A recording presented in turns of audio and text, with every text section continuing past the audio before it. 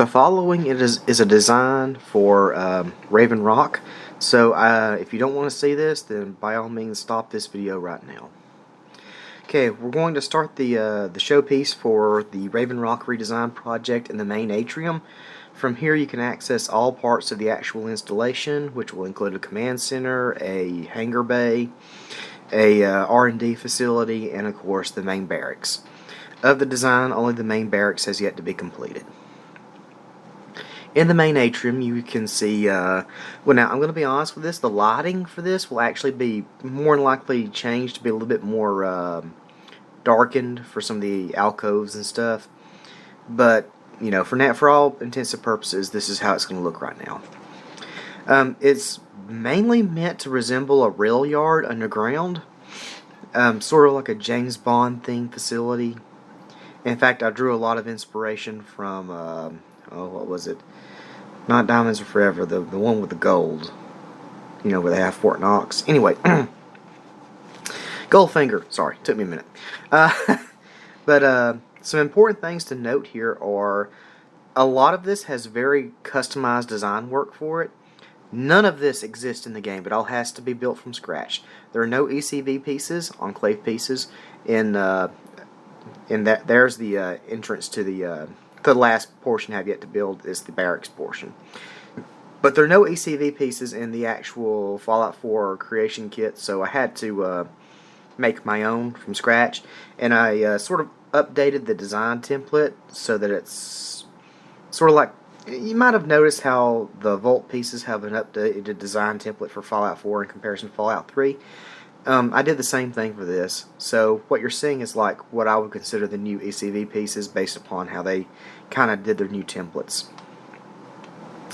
I want to show off the next area, which is the R&D facility. In the Fallout 3 game, Raven Rock had a cryo lab and I think 2 other lab facilities. This one has just 2. And one of them is a cryo lab, and the other one is just sort of like a FEV research station. Some things that you have to know here. What you're seeing, the dungeon segments, there's a reason why I'm bouncing around from light to light. It's because when I actually assembled this dungeon piece by piece, each dungeon has, I think, on average 500,000 pieces, averages between 2 million and 3 million polys. Yeah, it's like that's how, when I say I built it from scratch, I meant I literally built it from scratch.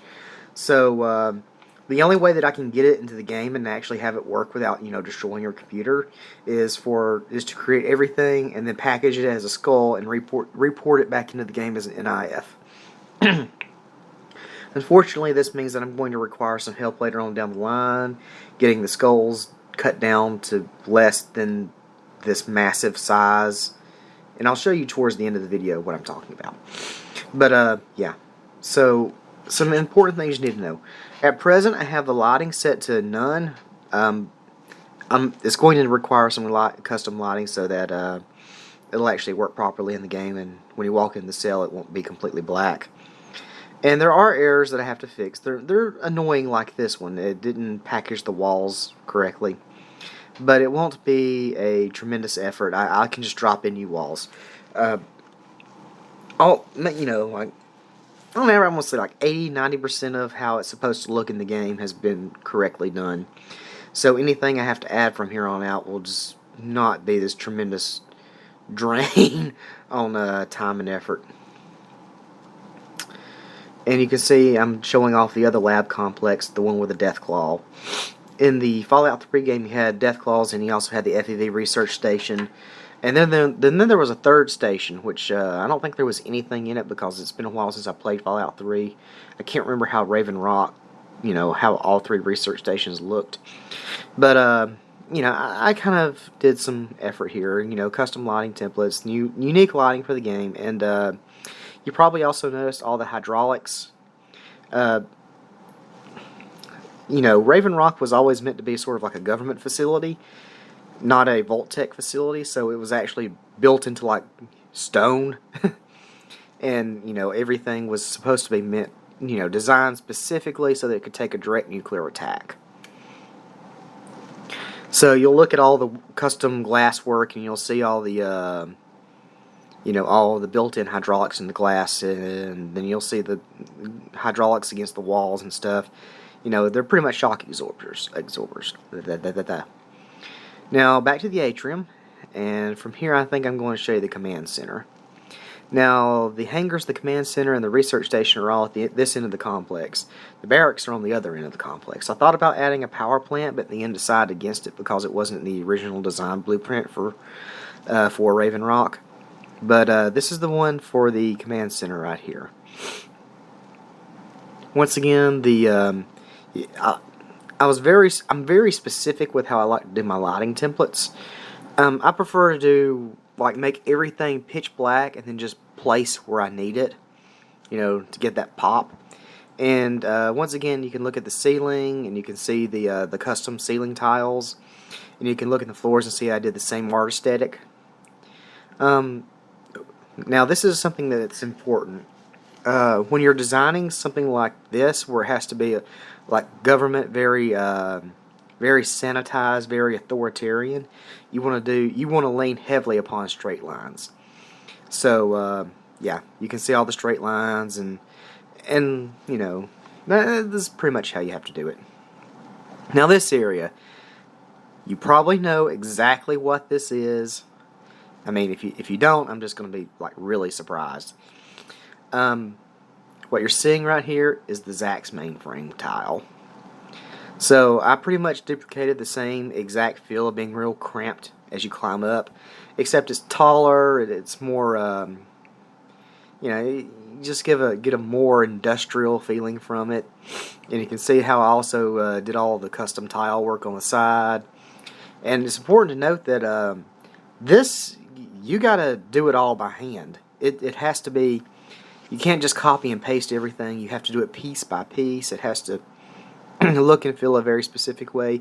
Yes, Eden.exe is not online. But yeah, it follows the same sort of path facility that it did in Fallout 3.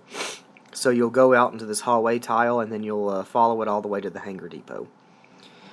And you can kind of see how I built the large hallways.